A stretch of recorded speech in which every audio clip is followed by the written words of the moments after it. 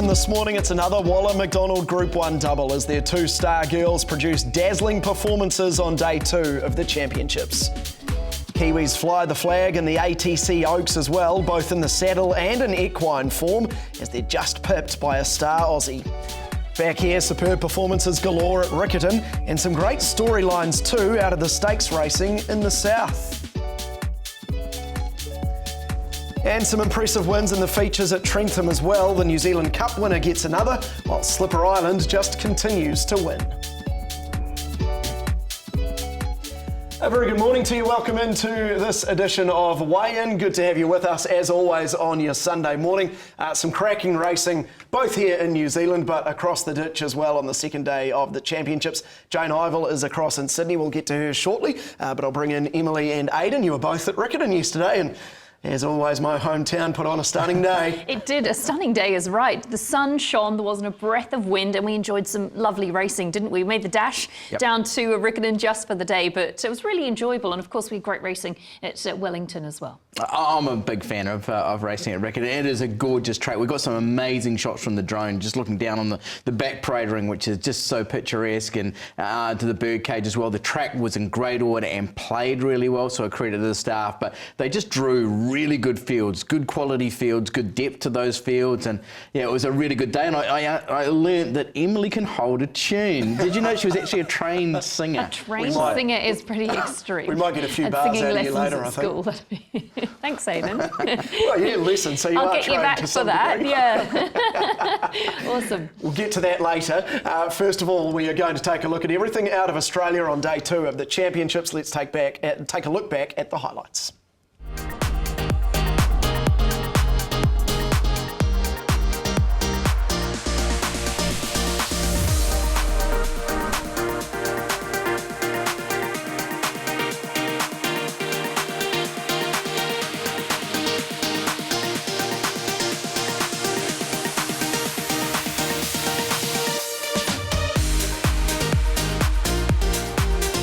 Treasure the moment and Like a Lucy, they're both starting to knuckle down now. In the centre, Treasure the moment, she's really lifting. Sun and Sand in front, but Treasure the moment captures the moment. Another big win.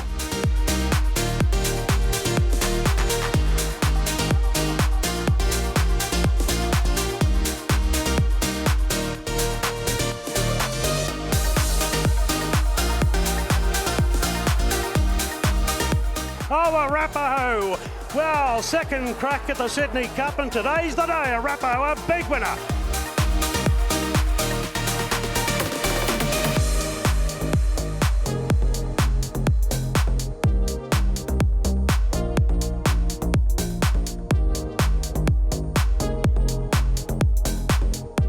Sistina takes the lead inside the 100. She's drawn clear from Dubai and Tom Kedden, and Via Sistina equals the record of the Great Winks with 7 Group 1s in a season.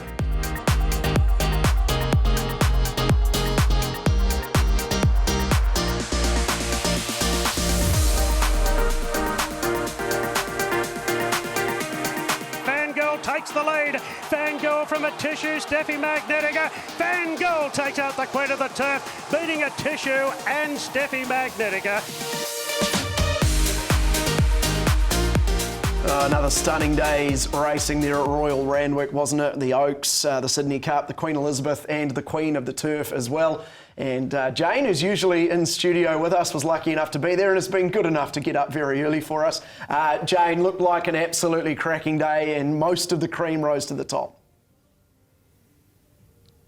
Yeah, without a doubt. I think Randwick really put it on for everybody yesterday in terms of the track conditions. I thought the track played really well. There was sunshine on our backs throughout the afternoon, and you're right, the cream rose to the top in terms of the results that we saw on the racetrack. It was a phenomenal day. 9 stakes races, 4 at Group 1 level, and I don't think too many people were surprised, Guy, with the results that we saw there yesterday. No, particularly not, and especially in the first race that we want to take a look at, and that is the ATC Oaks, the Australian Oaks, won by the hot favourite and the really impressive Yulong filly in Treasure the Moment from Sun and Sand. It was ridden excellently by Alicia Collett, Yu Wang, and then Like a Lucy, our New Zealand Oaks winner, who did herself. She was absolutely brilliant. Yeah, she was. Jane, I guess from your perspective, what's been the word about Treasure the Moment during the week? Because she's put together such an incredible record of late with what she's been doing, and she really is, if not a star already, a very much emerging star.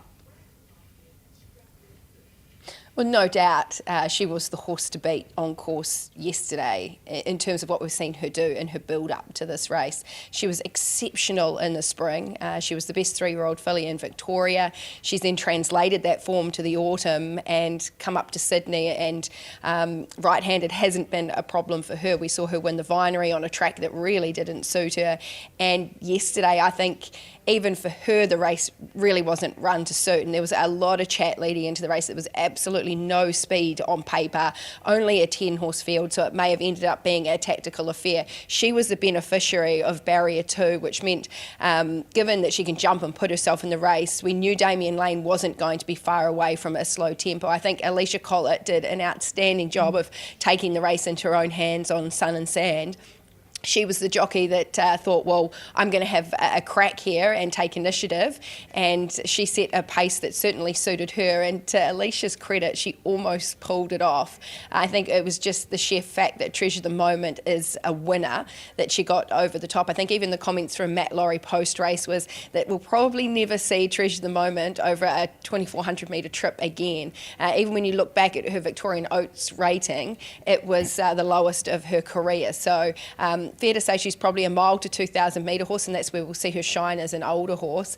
But her story's an incredible story. She's a homebred by Yulong, and the team have said on numerous occasions she was a survivor of the 2022 floods in Ngambia. I happened to be in Victoria at the time, and it was a scary time for the studs out at Ngambia with incredible floods, and a lot of people pulled together to help get horses to safety. Treasure the Moment was one of those, and then to go on and do what she's been able to do for Yulong is just fantastic. Matt Laurie's a young trainer, and Guy, he's had an incredible couple of weeks. Yeah, he really has. Let's talk about the Kiwis out of the race, Jane. I mentioned Like a Lucy running 4th, Dubai Gold Rush 8th. We'll start with Like a Lucy, obviously our New Zealand Oaks winner. And, you know, James McDonald tried to go with the favourite, and for a while there she was doing a pretty good job of it, Like a Lucy.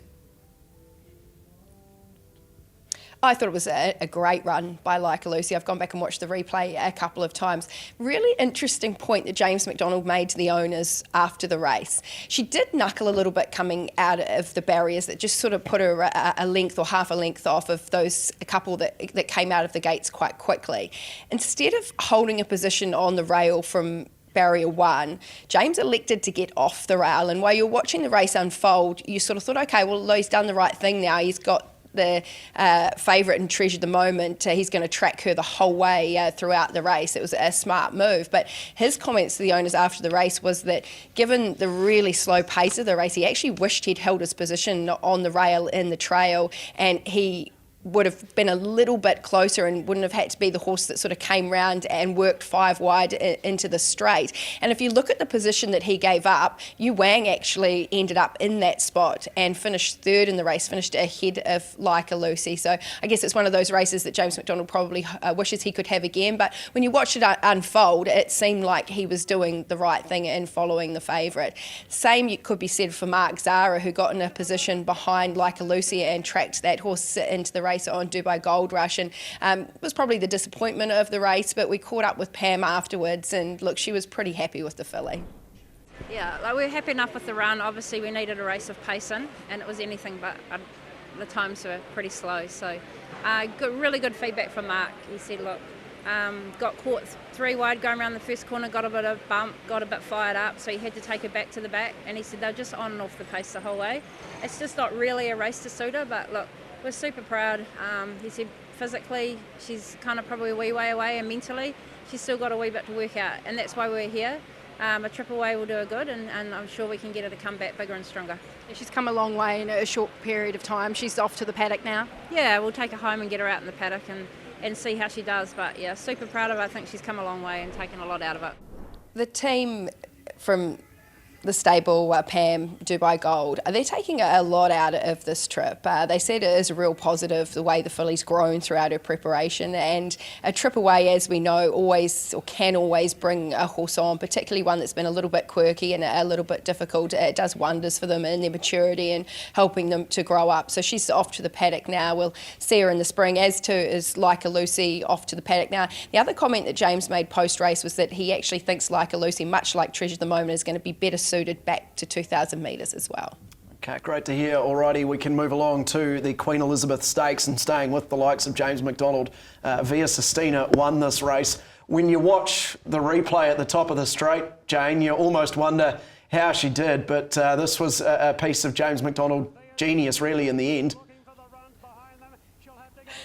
It was just outstanding, wasn't it? I was even one getting a little bit nervous in the running. I was thinking, oh, James, where are you going to go? But it was just a beautiful non-panic ride by James McDonald. When it looked like she had nowhere to go, he just sat and waited for it to open up on the inside. And when she accelerated, she just burst through, didn't she? It was really a pleasure to watch. She's become the horse of Australia. There's no doubt now. She's cemented Australian Horse of the Year title. What she's been able to do this season is equal to Winx in picking up 7 Group 1s in a season, and you know that's putting her in pretty rare air when you're comparing her to a horse like Winx. So she's been outstanding for the Chris Wallace stable and for Australian racing. The fact that she's just been able to continue to win these big races. That's her 9th Group 1 overall, her 8th in Australia. So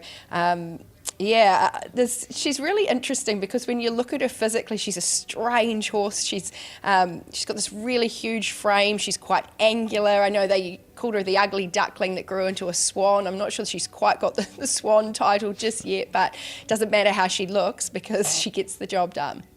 And Jane, of the beaten horses, Dubai Honour posted another really honest performance, as we've become so accustomed to when he comes down under. He really ground away, didn't he, in the Queen Elizabeth once again? Yeah, he was obviously a victim, probably not the right word, but one of the wider barriers really didn't suit him. It meant that he travelled wide throughout the race, covered extra ground, and the comments from Izzy Paul post-race were that they knew that he was going into the race without too much in his favour. Coming back to the 2,000 metres wasn't as suitable as running over 2,400 metres. The firm ground, I know they were really hoping for rain. We got a little bit of rain in Sydney earlier in the week, but the rain that was expected on Saturday didn't come, so it was quite a firm deck. That was against him as well. So the team were just really proud of how brave he was again to put up a run like he did, considering the circumstances. So look, Dubai Honour, he loves Australia and he generally performs when he comes down. It was the first time he's been beaten, and he was beaten by a star. Chow Wolf was the other one. Connections just said again, barrier probably beat the horse. Had he drawn in a little bit closer, he would have been able to settle midfield. He was out the back, had to come wide, covered a lot of ground. Obviously accelerated, but just couldn't get anywhere near Via Sistina.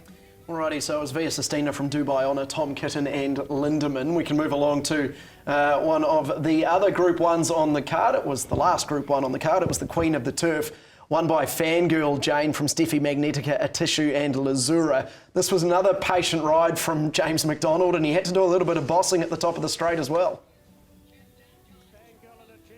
A genius ride from James McDonald. It just goes to show how special it is when a jockey really understands the horse they're riding, and he knows her very well. She's a horse that you don't want to bustle earlier in a race, and he found himself probably a little bit further back than what he expected. She's got a very short sprint. She sprints or she accelerates incredibly or explosively over about 400 metres. So he was just very patient. He sat in behind them, held her up, and then was able to explode. And yes, he was a little bit pushy in the early stages of the home straight, but when you're on a horse that accelerates like that, he was able to move Atishu out of the way quite easily, wasn't he? And she's been a phenomenal mare for Connections. Fangirl pushed her prize money over the $10 million mark, her 4th Group 1 of her career, and Look, there is a couple of the beaten horses that I do want to talk about. I thought A Tissue was a fantastic run.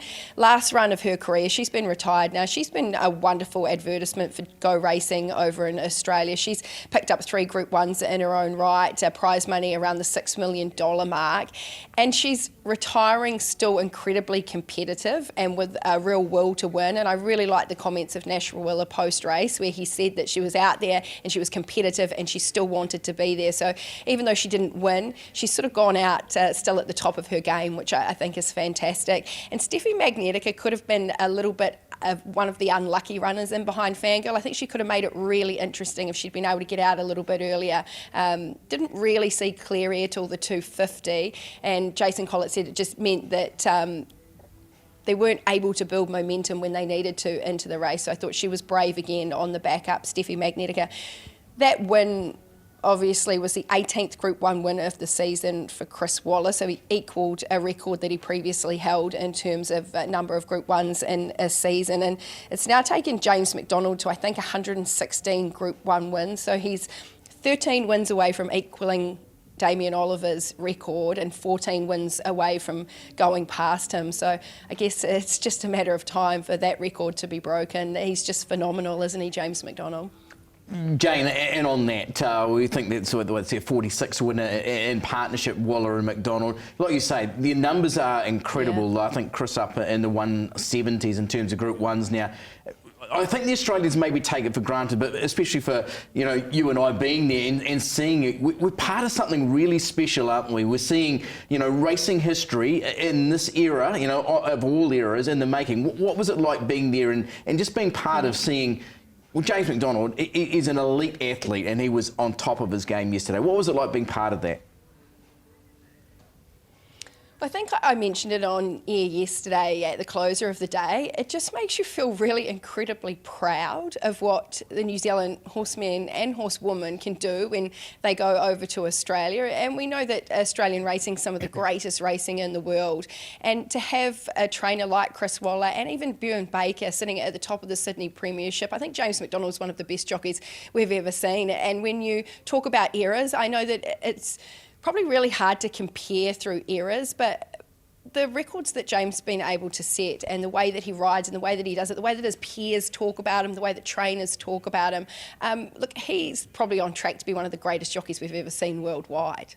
Yeah, exactly. And Chris Waller probably on the same wave. But geez, it was great watching them in action. I thought James just owned it yesterday. And I think he took the Nathan Berry medal out too, even though he didn't ride the first week of the championships for the Carnival, if I've got that right. Yeah, he did. Yep, winner of the Nathan Berry medal, and it was actually another Kiwi, Jason Collett, who was leading it after the first day. So I think with both Chris and James, talent takes you a certain amount of the way, and then it comes down to grit, determination, how you handle yourself, hard work, professionalism, coping with different things that life throws at you. Yeah. And both of those two people are exceptional at doing that, and they really are role models for people wanting to go far in racing. They're two of our greatest totally role agree. models. Yeah.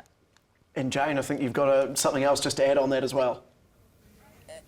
Well, I thought there was a really interesting video on social media of Chris Waller, anybody that wants to catch it, with Channel 7 Racing. A really emotional interview with him. And look, we know how hard Chris Waller works and the routines that he's been able to put in place and how successful he is. And that certainly comes with cost, and we've mentioned that. If you want to be great at something, that's what it takes. But his interview with Channel 7 was really interesting because they talked about the pressure that he felt. And even though he has smashed records, Chris Waller, he's been a premiership winning trainer year in, year out in Sydney. He's at the top of his game, and he said he really feels the pressure to deliver, not just for him, but for his owners, for his fans, for his staff. And, the pressure does really get to him. So what he feels on race day, I'm sure, is just relief, because he feels like he set himself up in a position where he just has to keep delivering for people, and that's the type of bloke he is. He hasn't rested on his laurels and gone, well, look what I've look at the success success I've had, he sort of looks at it and goes, I need to keep going for people. I need to keep delivering these results. Well, Sundays must be pretty good for him because he can take the weight off his shoulders a bit and look back and enjoy what he's done. Maybe Sunday won't be so good for Bjorn Baker this morning because he might have a bit of a headache after the Sydney Cup, won by Arapaho from Waltham and River of Stars. This was a great performance by Arapaho, and we've spoken about it on this show before. Bjorn was not afraid to celebrate this one, Jane. Oh, he's so great for racing, isn't he, Bjorn Baker? He wears his heart on his sleeve, and his emotion is there for everyone to see, but it's wonderful to see him celebrate because then we understand what it means to be winning these big races. Arapaho was terrific. Of course, he finished 4th in this race, I think, 2 years ago, and I don't think he'd run over 3,200 metres since. I thought the comments from Bjorn post-race were really interesting, that he'd given it some Murray Baker treatment. We know Murray Baker won this race back in the early 90s with My Eagle Eye. He'd given the horse a really strong piece of work on Thursday morning, just really to take the edge off of him, and it worked because he settled midfield for Rachel King. He settled beautifully, he relaxed in running, and he was quite explosive in the end. He was a dominant winner. A lot of the comments post-race from the jockeys were that it was a really strong, solid tempo, and there were a few horses that struggled to sort of travel on that strong tempo. Just a couple of the New Zealand bred horses that were in the race, Strate, that were the comments from Jay Ford, that just given the tempo, he really struggled to get the horse to travel up on the bit, and he did make up some ground in the home straight, but certainly wasn't one of his best performances. Warmonger, he got into a really nice spot. It was a great ride by Ash Morgan, got into a great spot from a wide barrier gate, but did suffer a check that really knocked his confidence, and the comments were that they just felt he might be 12 months away from a race like the Sydney Cup. And of course, to Jarnis, who we saw runner-up in the Auckland Cup, Alicia Collett said forget he ever went around. He had a tough run, he was wide, and the footing there yesterday was just a little bit too firm for him. Yeah, he was about the first horse beaten in that race. Just one more race that we quickly want to take a look at, and you mentioned Kiwi breeding, and there was a Kiwi bred success earlier in the card as well in terms of the South Pacific Classic. Yeah, listed win for Sergeant Major out of the Kieran Maher stable. And Aidan's probably the better person to talk on this because bred by a Taranaki breeder, so that's Aidan's stomping ground. And Gavin O'Day, I actually sent a message to Aidan during the day saying, what can you tell me about this? So I might leave it to you to explain the feats of Gavin O'Day, but he shares in the ownership too of Sergeant Major. Yeah, he's a well-known Taranaki breeder, obviously part of Breeders Association, and a really nice article on the New Zealand Thoroughbred Breeding Association website as well. But he's got a load of horses with Fraser or Red. Obviously, this horse was a horse, remember him most from the day at Trentham when Sam Weatherly rode him around the chute. He just wouldn't go in, and Sam's looking down at his legs. I went and had a look at the video last night. He pretty much came up the outside rail. Fence, and he gets up to win. Then he went on to the Group 1 next time out. Maybe a little bit unlucky in the Manawatu Sires as well when he's finished 5th. Obviously, then been bought out of New Zealand by Aussie Cure, which he does so often these days, like a Lucy, Molly Bloom, all those sort of horses. But yeah, great to see Sergeant get a home and do that yesterday. Sergeant Major was really good. Well, Jane, we've got to get you off to the airport very shortly because you've got to get your flight home. But before we do, I need your highlight of the trip. You've done outstanding work and you've seen some phenomenal performances from many horses. What has stood out the most to you? Oh, Via Sistina is really difficult to go past, given that she's equalled Winx's record with 7 Group 1s in a season. I think the nod has to go to her, and even just the way she did it, because she was a little bit unlucky, or it could have been a hard luck story, but good horses find a way to win. She certainly did that, and she did it dominantly. So she goes on top for me from what we saw yesterday on the racetrack. But I just want to reiterate what I said a little bit early on about being really proud of the way that the expat Kiwis are performing over in Australia, and they were all really gracious in giving us time, not just me on Saturday, but Aidan a week ago as well. Jockeys like Jason Collett, Alicia Collett, of course James McDonald, Chris Waller, Bjorn Baker, John Sargent. We've got a lot to be proud of in what they're achieving here in Sydney. And Pam Gerard as well yesterday was very gracious with her time as well around Dubai Gold Rush. All right, mate, we'll let you go. Thank you very much for your time. Safe travels home, and we'll see you back here at this desk next week. Jane Ivel there from Sydney,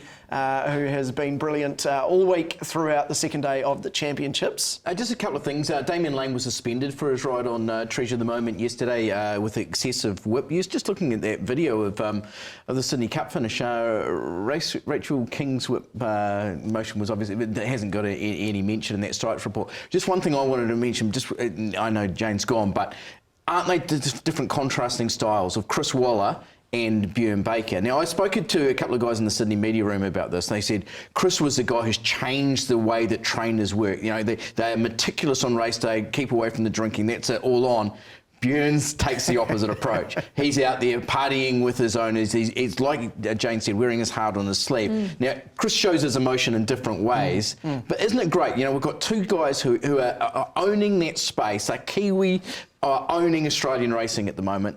Bjorn's record in recent months has been outstanding, and I think there's a few punters who have been stopped from betting because they've been following that Bjorn Baker wave. He is absolutely flying at the moment. I guess we need both of them, don't we? You know, it appeals to all different types of people and how everybody operates. The three of us sit here to prepare for weigh-in. We all do our preparation 3 different ways, and we get the end result. That's the main thing that matters. But yeah, I think they've all got their place. Thanks for comparing us to Chris Waller and Bjorn Baker. Unless you had their bank account. You know what I mean. You know what I mean. You're more the Bjorn Baker of the team, actually. Yeah, that's what I was going to say. You might fill the Bjorn spot. All right, enough of that. We've got to get to a break. On the other side, we'll look at all the key domestic racing from both Riccarton and then Trentham as well.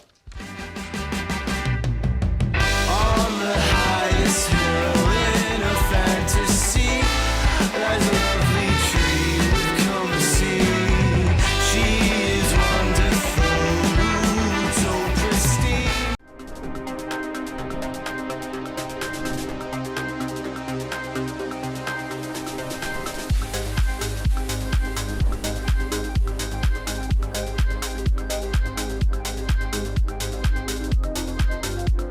The CD filly, Bonaforza for Samantha Finnegan. Really nicely. Mr. Finnegan fitted me out with a lot of confidence heading into this race, and look, it proves why he had a lot of confidence as well, winning like that.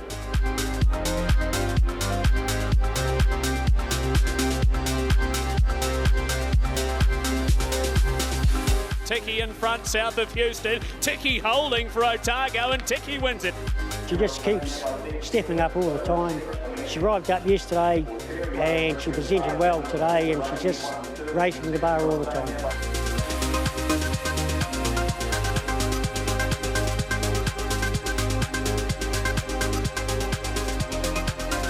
Dream of the Moon went bang, shot away with the NZB Air Freight Stakes. Dream of the Moon.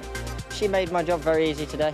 We had a good draw. She's relaxed straight away for me, dropped the bridle, and then it was sort of a walk in the park from there on, really. She's sort of shown that she can, the mile's not a problem, so she's going to go for more anyway.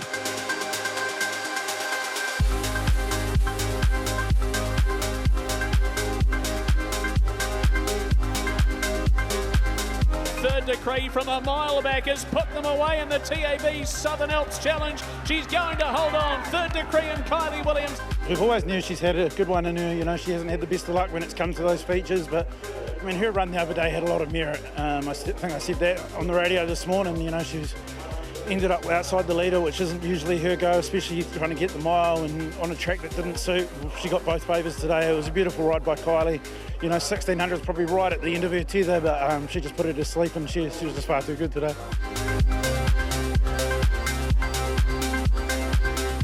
Yeah, no surprise, as always, a stunning day down there in the O3 in Christchurch, and some great performances as well across a number of feature races down at Riccarton. And we can start first of all with the NZB Air Freight Stakes, the listed feature over 1600 metres. And as Matt Cross said in his call, this was over at about the 150 metre mark. It was pretty clinical, wasn't it, Aidan? Really put a margin on the rest of the field.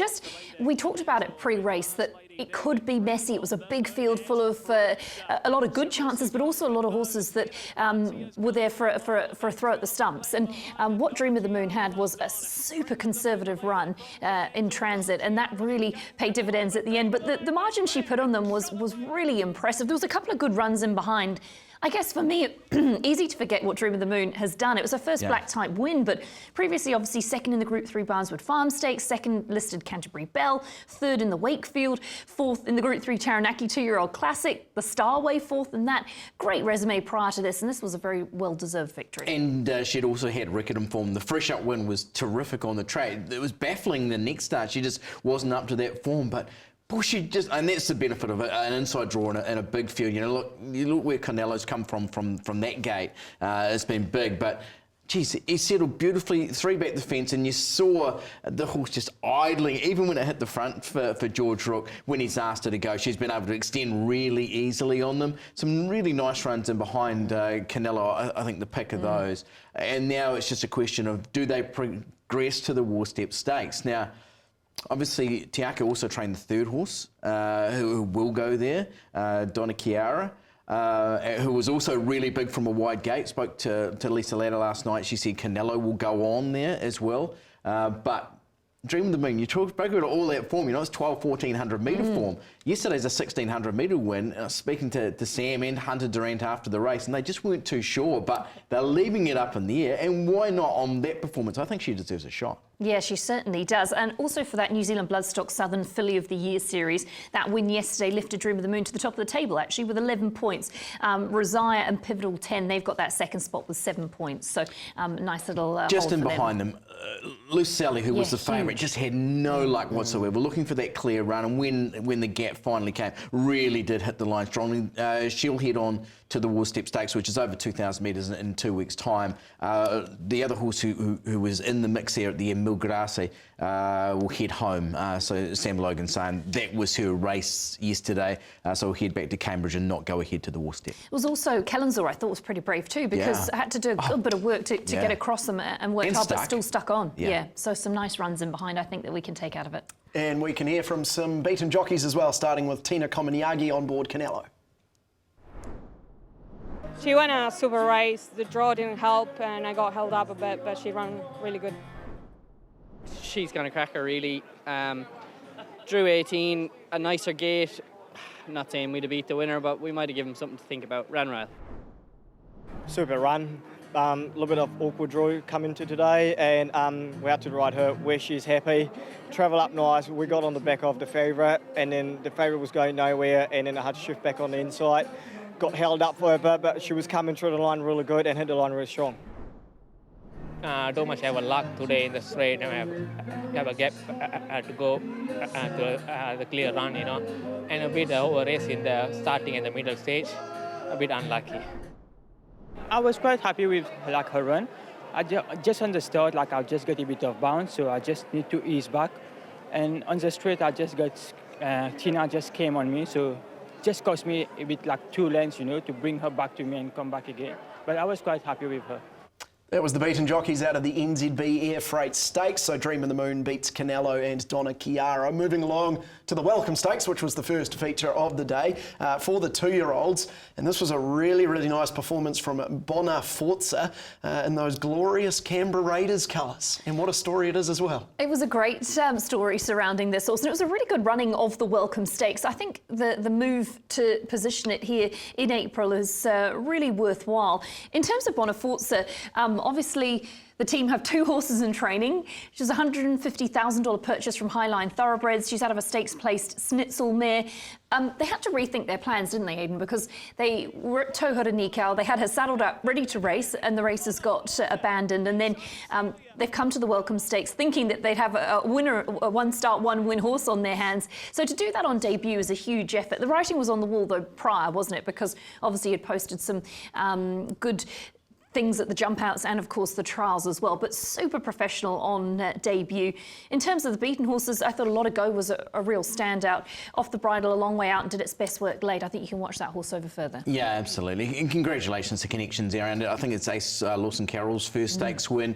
Obviously, Samantha Finnegan's first stakes win and her first win as a trainer, crazily in stakes company. It's Ace's 97th win, so he's edging closer to 100 career wins. Goes around around in those Canberra colours that you spoke about, guy. And there's Andrew Hawkins, who he's a colleague of ours, used to work for Sky Racing. He does a lot of work nowadays for Idle Horse on the internet, which are really good. And obviously, he's got a really big social media presence. I see he's on there posting about Canberra's win last night as well. So obviously, pretty strong and staunch as a Canberra supporter. But really nice performance from one who looks progressive. The big thing now is the Champagne Stakes in 3 weeks' time. They step up to 1,200 metres, these 2-year-olds.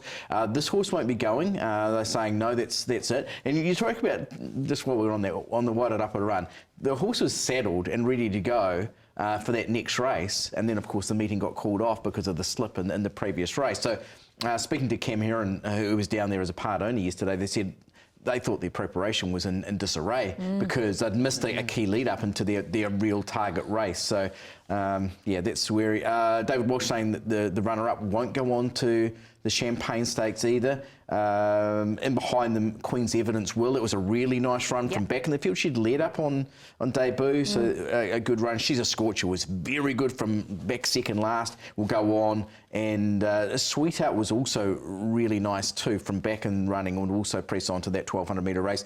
Lance Robinson wasn't so sure with a lot to go. I've got the feeling he will, but he just wants to leave that up to the gelding and let him speak for himself. And really interesting from the connections post-race, the intention to get the run, the win at Riccarton with an eye to heading back for the Guineas at 3. So very clear focus in terms of some assignments coming up. So they obviously really believe that Bonaforza is the type of horse that can feature in some of those Group 1 3-year-old races. They've got the win on the board there already, so they've ticked off one of the big things, and plus a stakes win. And I did a bit of research. Bonaforza, Queen of Poland and the Grand Duchess of Lithuania. That's what the name means. Wow. My fact of the day. That's all I'm good for. That's the sort of stuff you learn here on Way, though, isn't it? About nothing to do with worldwide matters and everything. Alrighty, we can hear from some beaten jockeys, though. It was Bonaforza from Zelia and a lot ago. We can hear from the beaten jockeys, starting with Rowan Madu on Zelia. Another honest run. She jumped down a lot better today, and she put herself there like she usually does. And unfortunately, she ended up losing one of her back shoe, and she sort of wobbled a little bit the last 100, but still another good performance from her. Very happy with his run. He was just a bit run off his feet at the beginning and just scrambling around. And once he found his feet and he came up underneath me, he got home good. I just think with a bit more distance in future, he'll be a much better horse. She's got a nice race. She got ran off her feet early, but she finished off well. 1,200 next time. Yeah, she's a nice filly going forward. That was the beaten jockeys out of the Welcome Stakes, and perhaps worth taking a look at the futures market around the Guineas if Bonaforza is indeed heading there later on in the year. We can move along to the Southern Alps Challenge. The Open 1600 won really nicely by third decree from Dazzling Miss, Traybon and Matt Scott. Thought this was a pretty good patient ride from Kylie Williams on board the winner. Very good patient ride, and you're able to see Third Decree's really electric turn of foot, weren't you, in the closing stages? Much like we spoke about with Dream of the Moon, there was only one horse that you wanted to be on. She was just going so much better, Third Decree, than the rest of the field. And I think she's always promised something like this, so to see her do that was really good for connections. Obviously, she placed at Group 3 level and listed level, and she got a great overall record, Aidan, but she needed one of these big ones, a stakes race, and she got that nice result yesterday. She'd been coming through the ranks in the Pitman stable alongside Mystic Park, and both of them had, similar, really good strike rates, which she's won 9 of 24. The Water Crease, obviously, and there's a bit of talk about, how good a stallion and good job he's doing, but it's been a good preparation from the Pitmans. Obviously, they were really keen on Kylie following instructions. Kylie came back and said, yeah, we got that one bang on. Obviously, there was a train wreck in behind. If Matt Scott had got clear running, and I wonder whether Epi Bell was part of that, because when Kylie made her run, she was definitely, the horse was starting to move and it didn't cause any interference to any other horse, but what it did is it brought the field together, and the gap that Matt Scott was looking for closed up. And so in behind there, he's gone, hit the backs of horses, had to steady back and then come down the outside. Was just like, the horse should have won. Matt Scott should have won that race, all things being equal. I'm not taking anything away from Epi Bell and Connections, because I know how much that really does mean to her and obviously her future as well, but it was a train wreck for Matt Scott. Yeah, and pretty cool for the Jim and Anne Bruford team. Obviously, Third Decree was bred by Anne Bruford, who races her in partnership with her husband Jim and 10 other co-owners. And of course, they were a big part of the day, weren't they, with the NZB sponsorship, which Jim is associated with. So a nice result. And he was able to lead Water Creek back, which is obviously a really cool moment for him as well. A lot of these horses will now look towards the Easter Stakes, so that's where Third Decree will go. South of Houston will go that way. Mystic Park, the Radiant one, so there's going to be some really nice horses going to a good race as well. That's some sort of day. We've spoken about Riccarton Carnival, but Canterbury Gold Cup, Great Easter Stakes, War Step Stakes, and then the following week to the Champagne. We've got some really good races coming out of Riccarton. Yeah, we certainly have. Might have been done with the Group 1s, but there is still plenty of good racing still to come. Well, we can take a listen to some beaten jocks with Leah Hemi on board Dazzling Miss. Super effort from her. The draw wasn't ideal. She had to do a little bit of work, managed to get outside the leader when they slowed up the pace, but finished for second. Yeah, happy with her. I went in front, but the pace was a bit too slow for me, so I have no choice. I was 3 wide, so I just went in front, but I was very pleased, like he run on. Desperately unlucky, got knocked down in the straight, flew home, finished 4th. He probably would have won, but look, he's run a cracker. He's a good horse going forward, and yeah, we're going to have a good campaign with him next year. Third Decree from Dazzling Miss Trey Bond. Anything else that you just want to add about this? Obviously, isn't it great having these innovation races for such big money? Trey Bond will spell off the back of that, speaking to Ross Beckett afterwards. Perfect scenario. Again, he's just such a war horse. He's run really well for 5th. And the other one, Earsback, who did get into a good position after showing early speed. Just got blocked at a crucial stage, so it wasn't too bad a run as well. But, geez, isn't perfect scenario. He just keeps on producing those type of performances in this company. He's a horse you would absolutely love to own. He is so much fun. I'm pretty sure yesterday as well, we heard that Matt Scott is going to move to Pam Gerard's Ballymore stables up north. I think they'll base him there, basically. Yeah. The aim is obviously to get through that Triple Crown. He ran 3rd in the Arrowfield at Group 1 level last spring, and that's what Alan Reeves said. That's the target next year, get through those Triple... He was really competitive in most races. He just over-raced a little bit in the Herbie Dyke Stakes in the summer, but his spring form first class, and he's a big, strong horse. You'd love to see him pick off one of those. Yeah. Well, and the way that he finished off yesterday was sensational. We can take a look at one more race on the Riccarton card. That was the Commodore Hotel Open Sprint over 1,200 metres. Won nicely by Tiki from South of Houston in the Radiant one. Yeah, what a resume Tiki's putting together. Past 12 outings, has won 7 and placed twice. Well performed, obviously, at the Riccarton track with 3rd in the Pegasus Stakes during Cup Week.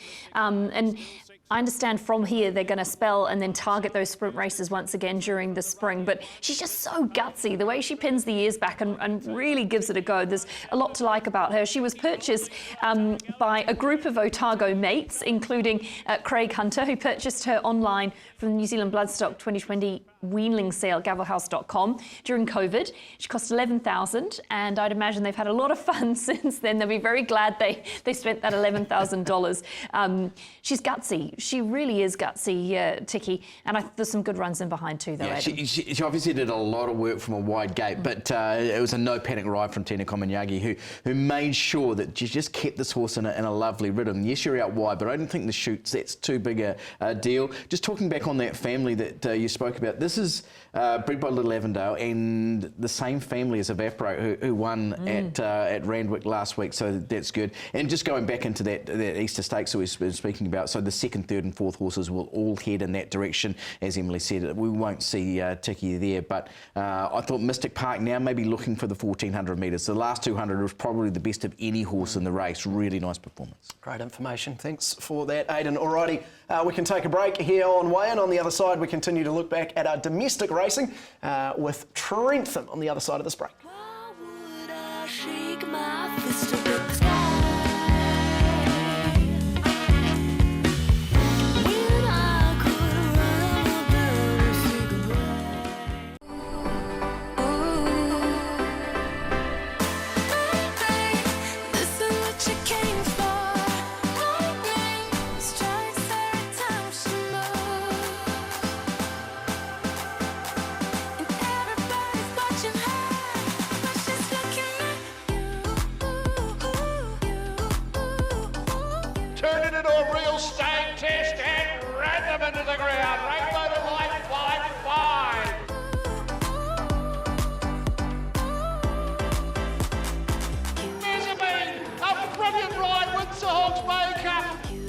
Sam and I spoke this morning and asked Lily to push forward like she did, and final return, whipping around to take over, give her that breather that she needed, and luckily she was coming to the outside, but the inside run came and it was a great ride by Lily. She's certainly the leading apprentice in the country, but she's one of the best jockeys in the country also. Who knows why it's gotta be this way? Slipper Island, Piers clear, he's flying the top and dancing on the outside. Whoa! It's a thriller. Slipper Island has lasted. You sort of got the split, and this horse is on great form. He came through nicely for you. Oh, he did. Yeah, very grateful again to Tony Park and his whole team for putting me on. You know, he loves it here and it's going really well. And yeah, sort of just jumped out, travelled along behind him. It was good that Meditating Molly went forward and we just sort of followed her in. And I thought about maybe coming out, but the inside's actually just as good with the rail being out, so yeah, it worked out.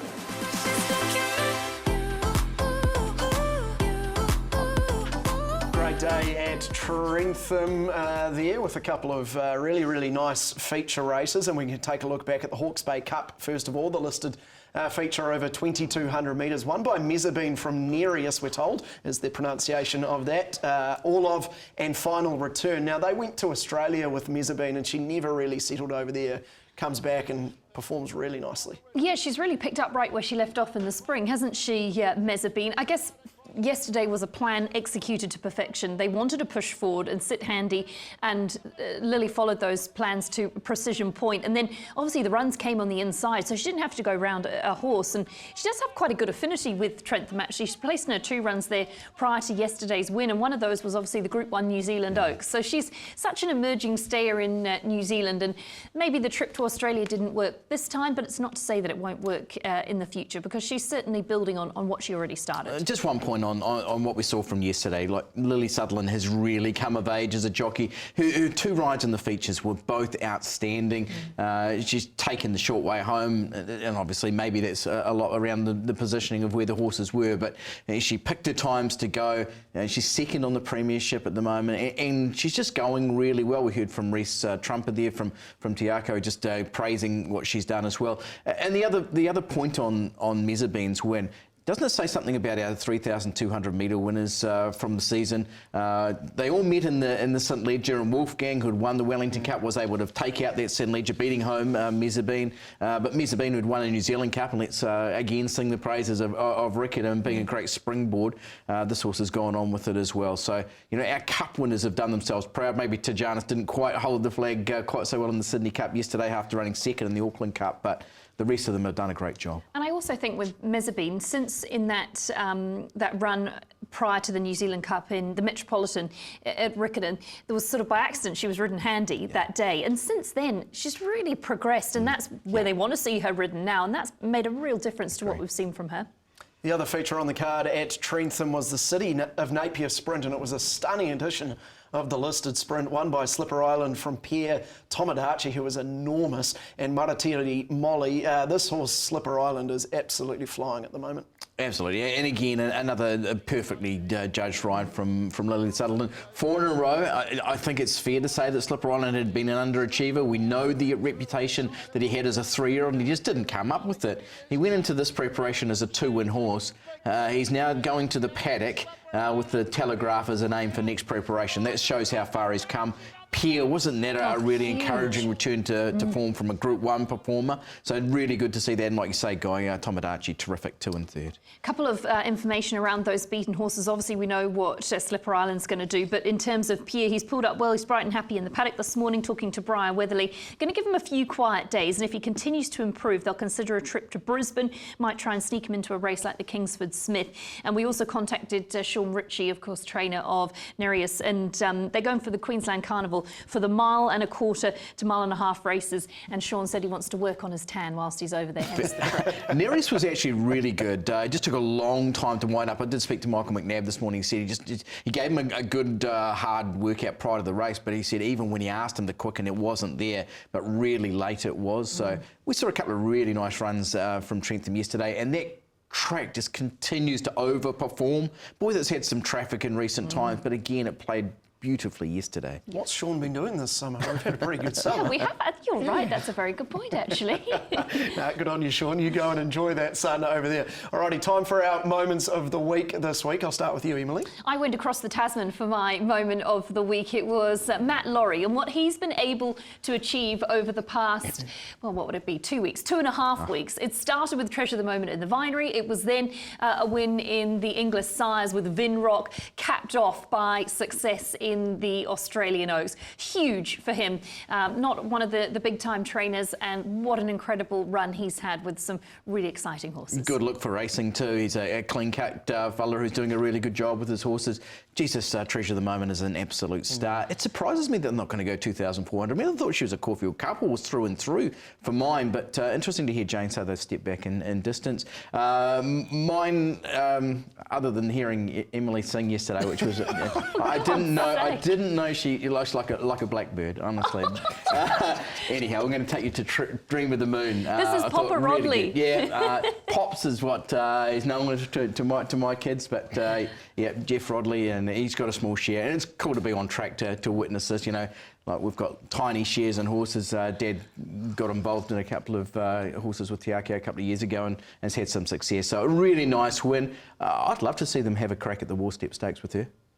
That's what racing's all about, isn't it? Getting involved with family and friends and all that sort of stuff. I love that story. My moment of the week, well, look, it was probably Via Sistine or a fangirl or one of them, but I also had a front row seat yesterday to some punting stories with BP and Sweens on Trackside Premiere.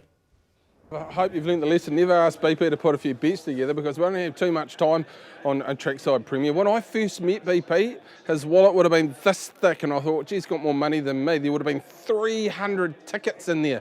They were dollar trebles and doubles and pokers. I couldn't even remember, like the betting types I'd never heard of, and I've been around for about 15 years. Hang on. I'm coming in here because when I started Trackside, when my very first day, my first week with you took me to the first day of the Trentham Carnival, and we were taking poker threes, poker fours. These don't miss. I had no money left at the end of the day, and it was my first week of Trackside, and I ended up having to go through the next week ringing up Mum to ask if they can pay for my rent. So it was a tough introduction to Trackside 20 years ago.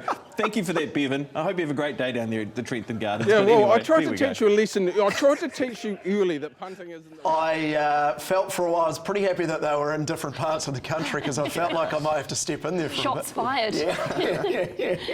Alrighty, Weight Watchers, please. Emily, you're first. My Weight Watcher was Loose Sally, who raced in the 3-year-old event at Riccarton yesterday. Really unlucky. She needs room. She's a really big filly, and she just didn't have any luck. But you can see here in the closing stages, when she does get the room she needs, she really motors home well to finish, and I think it was about 5th spot. So she goes in for me. She's an exciting horse, goes to the Warstep Stakes and will be a bona fide contender in that.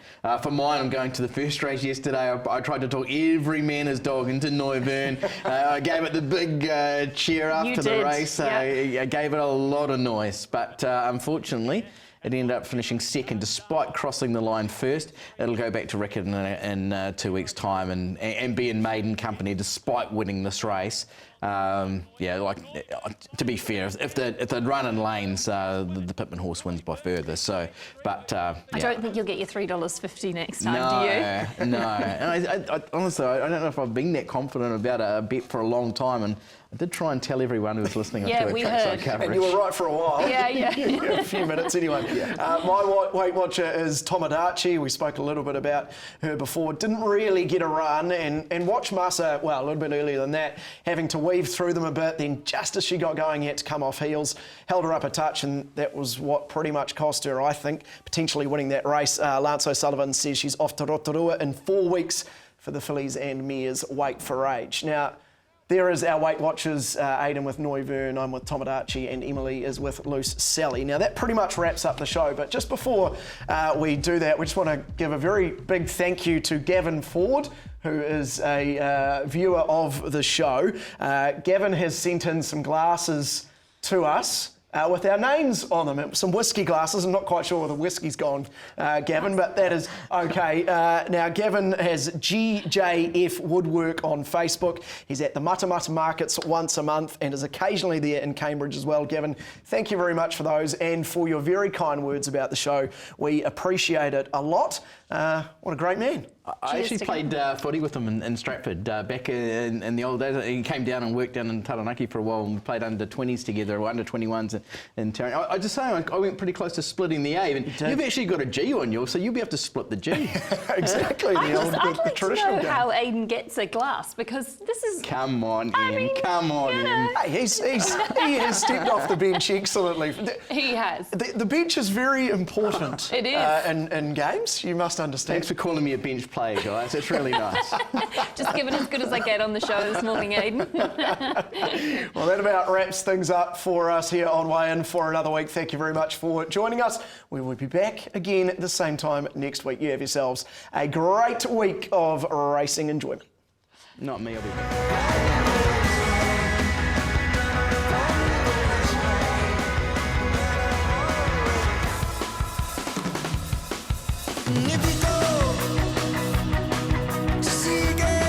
The CD filly, Bonaforza for Samantha Finnegan. A brilliant ride with Sir Hawks Baker.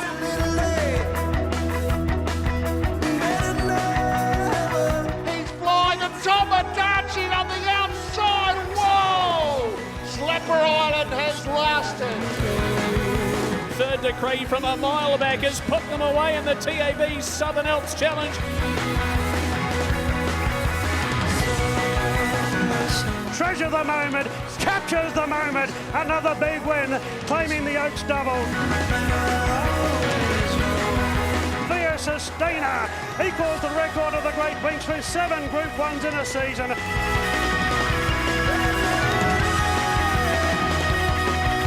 Van Gogh takes out the Queen of the Turf. Doesn't James McDonald make it look so easy?